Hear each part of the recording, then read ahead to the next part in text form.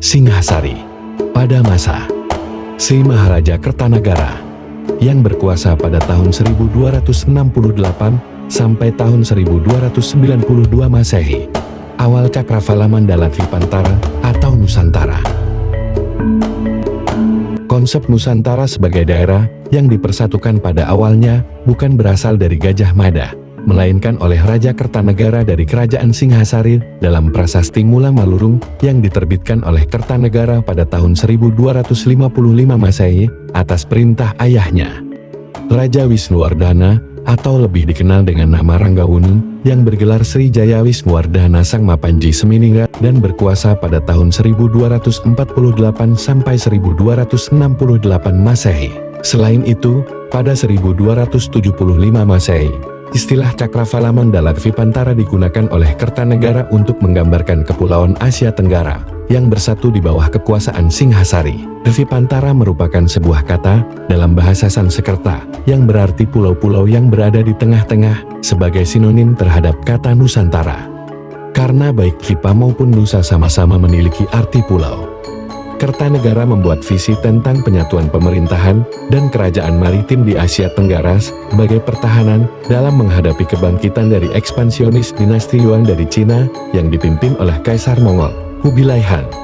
Masa pemerintahan Kertanagara dikenal sebagai penguasa Jawa pertama yang berambisi menyatukan wilayah Nusantara. Kertanagara adalah putra Ranggawuni yang bergelar Sri Wisnuwardhana, Raja Singhasari yang berkuasa tahun 1248 sampai tahun 1268 Masehi.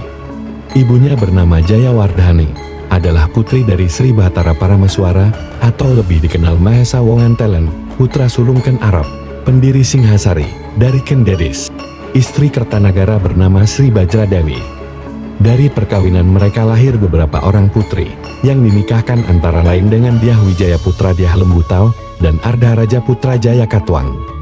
Nama 4 orang putri Kertanagara yang dinikahi Dyah Wijaya adalah Tribhuwaneswari, Narendra Duyita, Jayendra Dewi, dan Gayatri. Raja Kertanagara naik tahta Singhasari tahun 1268 Masehi, menggantikan ayahnya, Wisnuwardhana, berdasarkan prasasti Padang Roco yang bertarikh 1286 Masehi. Kertanagara bergelar Sri Maharaja di Raja Kertanagara Wikramadharma Tunggadewa. Menurut para raton, dia adalah satu-satunya Raja Singhasari yang naik tahta secara damai. Kertanagara merupakan sosok Raja Jawa pertama yang ingin memperluas kekuasaannya. Wilayah Singhasari mencakup wilayah Nusantara.